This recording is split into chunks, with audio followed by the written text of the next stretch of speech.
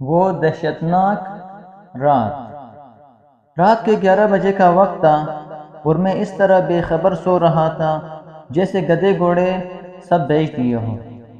نہ جانے خوابوں میں کون سے جزیروں کی سیر کر رہا تھا جب فون کی مسلسل بجتی گھنٹی نے مجھے جھنجھوڑ کر ہوش و آواز کی دنیا میں لا پٹکا۔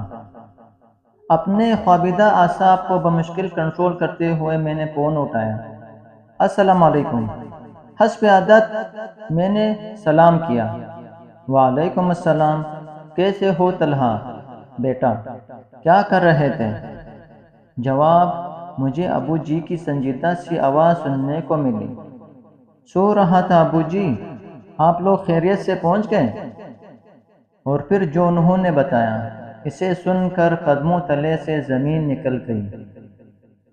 ان کی گاڑی راستے میں ایک حادثے کا شکار ہو گئی تھی اور اس وقت سب اسپتال میں تھے۔ اگرچہ بقول ان کے فکر کی کوئی بات نہیں تھی اور وہ سب معمولی سی زخمی ہیں، لیکن ان کی پریشان لب و لہجہ اور غیر معمولی انداز گفتگو مجھے کسی انہونی کا پتہ دے رہے تھے، لہٰذا میں نے فوراً روانگی کا پروگرام بنایا۔ اگرچہ ابو جی اس وقت مجھے سفر سے منع کر رہے تھے، لیکن میرا رکنا اب ناممکن ہو چکا تھا اور دل چاہ رہا تھا کہ اڑ کر ان کے پاس پہنچ جاؤں۔ میرے والدین، خالہ، خالو، میری چھوٹی بہن، سب قریبی رشتہ داروں کی شادی میں شرکت کرنے آج شام ہی حیدرآباد روانہ ہوئے تھے۔ میں اپنے امتحانات کی وجہ سے گھر پر رک گیا تھا۔ میری خالہ اور خالو ہمارے گھر سے 2 گلیاں چھوڑ کر ہی رہتے تھے اور ہمارے ان سے بہت خوشگوار مراسم تھے۔ خالہ خالو نہایت شفیق پرخلوص اور زندہ دل تھے۔ اللہ تعالیٰ نے ان کو ہر دنیاوی نعمت سے نوازا تھا سوائے اولاد کے، لیکن انہوں نے اس کمی کو اپنی زندگی کا روگ بنانے کے بجائے تقدیر کا لکھا جان کر اس سے سمجھوتا کر لیا تھا۔ مجھے اور میری چھوٹی بہن گڑیا کو وہ اپنی اولاد ہی سمجھتے تھے اور اپنی تمام تر محبت ان پر نچھاور کرتے تھے۔ نتیجتاً ہم دونوں بھی انہیں والدین جیسا ہی مقام دیتے تھے۔ میں نے رات بھر جاگ کی پیپرز کی تیاری کی تھی۔ پیپرز کے بعد جب میں گھر آیا تو سب کے ساتھ اتنا مصروف رہا کہ وقت گزرنے کا پتہ ہی نہیں چلا۔ شام کو جب سب مجھے ڈھیروں ہدایتیں دے کر روانہ ہوئے تو میرا تکن سے برا حال تھا۔ رات کا کھانا کھا کر نماز ادا کرتے ہی مجھ پر نیند کا اس قدر شدید غلبہ ہوا کہ میں لمحوں میں غافل ہو گیا۔ فوراً ہی تیار ہو کر روانہ ہو گیا۔ والد سے میں نے اسپتال کا ایڈریس لے لیا تھا۔ تقریباً 3 گھنٹے کا راستہ تھا۔ جب میں گھر سے روانہ ہوا تھا تو ہلکی ہلکی بوندا باندی شروع ہو چکی تھی۔ کراچی میں تو راتیں جاگتی ہیں، لہٰذا کافی دیر تک مجھے تنہائی کا احساس نہیں ہوا۔ راستے روشن تھے اور لوگ بھی گھومتے پھرتے نظر آ رہے تھے۔ آدھے گھنٹے بعد بوندا باندی نے موسلادھار بارش کی شکل اختیار کر لی۔ اب تک میں شہر سے بھی کافی دور آ چکا تھا، لہٰذا ٹریفک بھی بہت کم ہو گیا تھا۔ کبھی کبھار کوئی اکا دکا گاڑی نظر آ جاتی تھی۔ اگرچہ گاڑی کے وائپر مسلسل چل رہے تھے، لیکن تیز بارش کے باعث باہر دھندلا سا نظر آ رہا تھا۔ تھوڑے تھوڑے فاصلے پر لگے اسٹریٹ لیمپ اپنی مدھم سی روشنی سے تاریکی کو شکست دینے کی ناکام کوشش کر رہے تھے۔ سڑک پر دونوں طرف گھنے درختوں نے رہی سہی روشنی کو بھی نگل لیا تھا۔ اگرچہ میں فطرتاً کافی دلیر اور نڈر تھا، لیکن تنہائی اور تاریکی کی ہیبت مجھ پر طاری ہوتی جا رہی تھی اور میں سفر کے بخیریت تمام ہونے کی دعا کر رہا تھا۔ لمحہ بھر کو بجلی چمکتی تو فوراً منظر واضح ہو جاتا تھا۔ بڑے بڑے درخت تیز ہوا سے ہلتے ہوئے مختلف شکلیں اختیار کر رہے تھے۔ کبھی کبھار تو یوں لگتا تھا جیسے خون آشام چڑیلیں مجھے اشارے سے اپنی طرف بلا رہی ہو۔ اچانک بجلی چمکی تو مجھے دور سڑک پر عین درمیان میں ایک انسانی ہیولا کھڑا ہوا نظر آیا، جو زور زور سے ہاتھ ہلا کر گاڑی روکنے کی استدعا کر رہا تھا۔ پہلے تو میں اسے کوئی چور چکا سمجھا تو جو مجھے روک کر لوٹنا چاہ رہا تھا۔ پھر اچانک میرے ذہن میں بچپن سے سنی ہوئی وہ تمام ڈراؤنی کہانیاں در آئی جن میں آصف مختلف روپ اختیار کر کے مسافروں کو تنگ کرتے ہیں۔ یہ سوچ کر میرے رونگٹے کھڑے ہو گئے۔ ایک خیال یہ بھی تھا کہ شاید کوئی ضرورت مند ہو جو رات کے اس پیر مدد کے لیے کھڑا ہو۔ بہرحال جب میں جلال تو کا ورد کرتا وہاں تک پہنچا تو یہ دیکھ کر اسے اپنی آنکھوں پر یقین کرنا مشکل ہو گیا کہ وہاں کوئی انسان تو کیا کوئی چڑیا کا بچہ تک نہ تھا۔ میں نے ہر طرف بغور دیکھا لیکن چاروں طرف تنہائی اور سناٹے کا راج تھا۔ خوف سے میرا برا حال ہو گیا اور میں اندھا دھند گاڑی بھگاتے ہوئے چلا گیا۔ ابھی میں تھوڑی دور ہی گیا تھا کہ اچانک کسی نے پیچھے سے میرے کندھے پر ہاتھ رکھا۔ میرا اوپر کا سانس اوپر اور نیچے کا سانس نیچے رہ گیا اور دل طوفانی رفتار سے دھڑکنے لگا۔ یہ مشکل میں نے پیچھے مڑ کر دیکھا تو مجھے یوں محسوس ہوا جیسے پچھلی سیٹ پر بالوں کا ایک بہت بڑا سا ڈھیر دھرا ہوا ہو۔ نہ جانے وہ اللہ کی کون سی مخلوق تھی جو سائز میں انسان سے بھی بڑی تھی لیکن مکمل طور پر بالوں سے ڈھی ہوئی تھی۔ صرف اس کی سرخ خوفناک آنکھیں اور ہاتھ پاؤں کے لمبے لمبے اور مڑے ہوئے ناخن نظر آ رہے تھے۔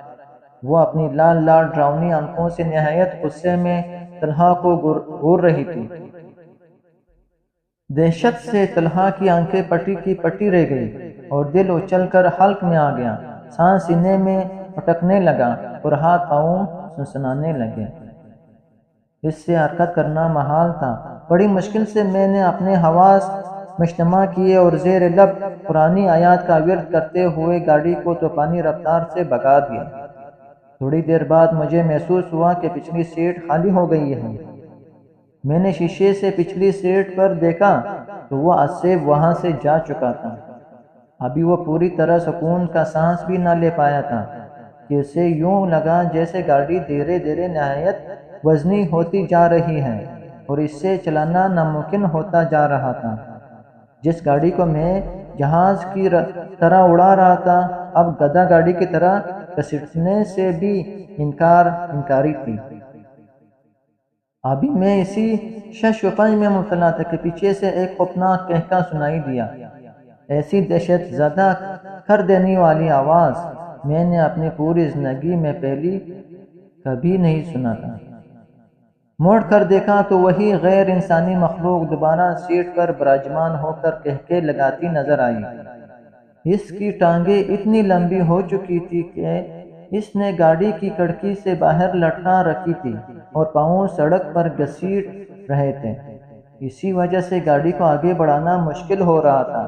یہ دیکھ کر میری ریڑھ کی ہڈی میں خوف کی لہر دوڑ گئی اور میں نے بآواز بلند قرآنی آیات اور آیت الکرسی پڑھنا شروع کر دی۔ تھوڑی دیر بعد گاڑی پھر ہلکی ہو کر تیزی سے رواں دواں ہو گئی۔ اس کے بعد گاہیں بگاہیں یہ تماشا چلتا رہا، کبھی وہ بلا پیچھے اور کبھی آگے میرے ساتھ والی سیٹ پر نظر آتی، کبھی قہقہے لگانا شروع کر دیتی اور کبھی نہایت غصے سے مجھے گھورتی رہتی۔ میں نے دعاؤں کا ورد جاری رکھا اور تیزی سے گاڑی بھگاتا رہا۔ گھنٹہ بھر میں شہر کے آثار نظر آنے لگے تو وہ مخلوق یکایک غائب ہو گئی۔ میں نے اللہ کا شکر ادا کیا کہ میں بخیریت بغیر کوئی نقصان پہنچائے میرا پیچھا چھوڑ دیا۔ ابھی میں اسپتال سے 15 منٹ کے فاصلے پر تھا کہ پھر مجھے شاک لگا۔ رات کی تاریکی اور موسلادھار بارش میں خالو ایک اسٹریٹ لیمپ کے نیچے کھڑے نظر آئے۔ میں نے بریک پر پاؤں دبایا تو گاڑی سڑک پر دور تک گھسیٹتی چلی گئی۔ خالو تیز تیز چلتے ہوئے آئے اور فرنٹ سیٹ کا دروازہ کھول کر میرے ساتھ بیٹھ گئے۔ اتنی تیز بارش میں کھڑے ہونے کے باوجود ان کا لباس بالکل خشک تھا۔ میں نے نہایت حیرت سے ان سے پوچھا کہ وہ یہاں کیا کر رہے تھے تو انہوں نے دھیرے سے کہا بس بیٹا یوں ہی کھڑا تھا۔ وہ بالکل گم سم اور کوئے سے تھے۔ باتوں کے انتہائی شوقین اور بات بات پر زور سے کہکے لگانے والا خالو بالکل خاموش تھے۔ سوچ کر بمشکل چند الفاظ ادا کر رہے تھے۔ جب میں نے ان سے سب کی خیریت پوچھی تو وہ گویا ہوئے، ہاں بیٹا سب بالکل ٹھیک ہے، تم فکر نہ کرو۔ تم سے ملے بغیر جانے کا دل نہیں چاہ رہا تھا تو میں چلا آیا۔ میں حیرت سے سوچنے لگا کہ وہ کہاں جا رہے ہیں، لیکن ان کی حالت دیکھ کر میں نے مزید پوچھنا مناسب نہ سمجھا۔ مجھے لگا کہ ایکسیڈنٹ نے ان کے حواس کو متاثر کر رکھا ہے۔ میں خود بھی اسپتال پہنچنے کی جلدی میں تھا، لہٰذا خاموشی سے ڈرائیو کرنے لگا۔ جب پارکنگ میں پہنچ کر میں اترنے لگا تو یہ دیکھ کر میری سیٹی گم ہو گئی کہ برابر والی سیٹ خالی تھی۔ میں تیزی سے اسپتال میں داخل ہوا تو سامنے ہی میرے والد نہایت دلگرفتہ حالت میں کھڑے نظر آئے۔ میں خالو کے بارے میں بتانا چاہتا تھا، لیکن وہ خاموشی سے تیز چلتے ہوئے مجھے اندر لے گئے۔ کمرے کا منظر دیکھ کر مجھ پر سکتہ طاری ہو گیا۔ سامنے ہی بستر پر خالو کی لاش رکھی تھی، جو روڈ ایکسیڈنٹ میں موقع پر ہی دم توڑ گئے تھے۔ امی اور خالہ مجھے دیکھ کر لپک کر آئی اور مجھ سے لپٹ کر پھوٹ کر رونے لگی، لیکن میں اپنے حواسوں میں ہی خوب تھا جو انہیں تسلی دیتا۔ میں تو حیرت سے کنگ کھڑا یہ سوچ رہا تھا کہ اگر خالو ایکسیڈنٹ کے وقت ہی انتقال کر گئے تھے تو ابھی میرے ساتھ گاڑی میں کون تھا؟ کیا ان کی محبت واقعی اتنی شدید تھی کہ اس سے ملے بغیر جانے کا ان کا دل رضامند نہ تھا؟ یہی وہ میماں ہے جو کبھی مجھ سے سلجھ نہیں سکا۔ اپنا خیال رکھیں اور ہمارے چینل کا بھی۔ اللہ حافظ۔